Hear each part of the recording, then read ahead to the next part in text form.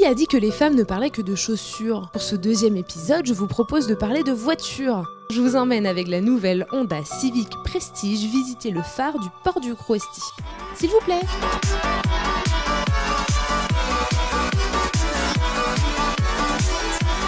Allez hop, c'est parti pour un tour.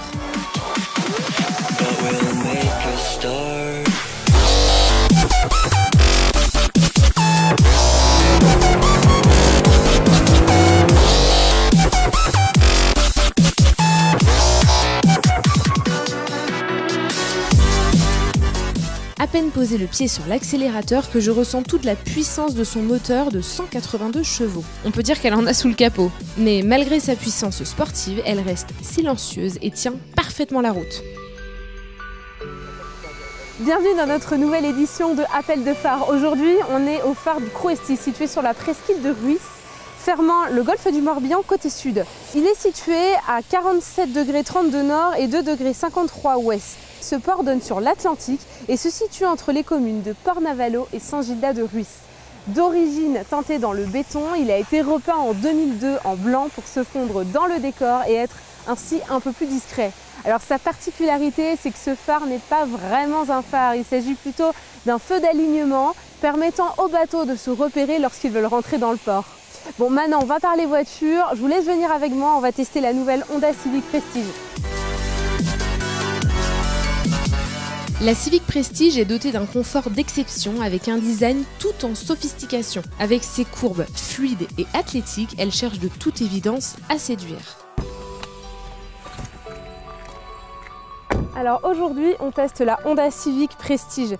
Comme on peut le voir, elle a vraiment un look racé, plus que la Honda Civic d'avant, celle-ci c'est la Prestige. On peut le voir avec déjà les jantes chromées grises et noires, sur ces lignes qui sont vraiment coupées, propres à Honda, qu'on connaît bien. Les rétroviseurs assez imposants, les détails argentés, les poignées, les vitres teintées. Voilà, une voiture qui a un look vraiment sportif. Voilà, donc on passe à l'avant de cette nouvelle Honda Civic Prestige qui a un design en cohérence avec les côtés. Elle a toujours ce côté racé, une voiture de caractère. Derrière ces calandres noirs emblématiques et ces phares à LED, on a un moteur de 1,5 litre, 182 chevaux qui ne compte pas faire de la figuration. On verra ça tout à l'heure sur la route. Donc vraiment une barre métallisée qui englobe le logo Honda et les phares. Et avec son aileron sur le dessus, on dirait presque un requin. Voilà, donc on a fait le tour du design de cette Honda Civic Prestige. Vraiment des belles lignes, plutôt prometteurs. Maintenant, on va voir ce qu'elle a dans le ventre, on va la tester sur route.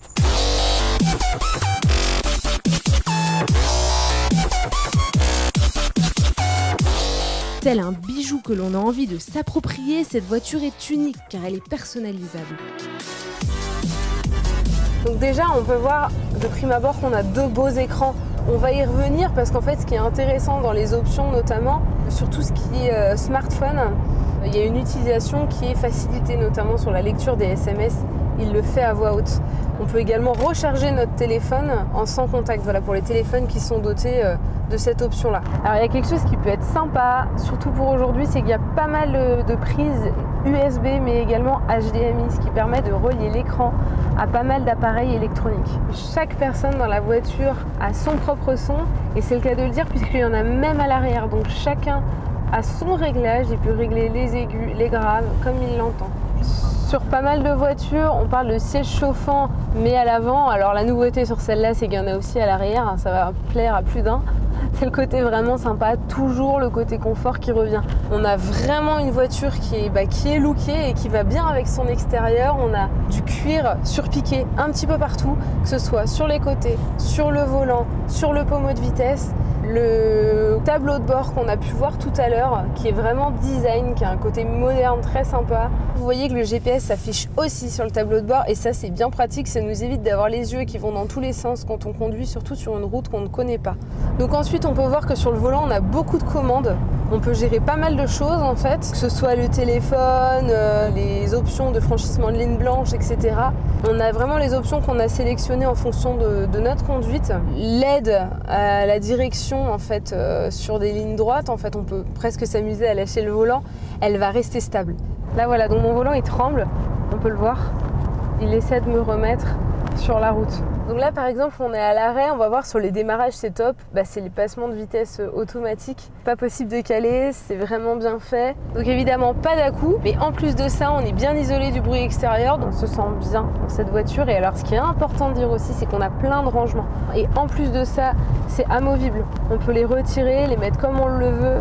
Le coffre, c'est quelque chose aussi, c'est un vrai bonheur, il y a vraiment beaucoup de place. On a une clarté, une luminosité qui est assez importante dans cette voiture. Le toit ouvrant, donc qui fonctionne bien, le côté agréable en été. Une prise en main rapide, des courbes sportives et attirantes, alors séduit. Bon, je vous la laisse, moi je récupère ma Méhari et je vous dis à bientôt dans Appel de phare.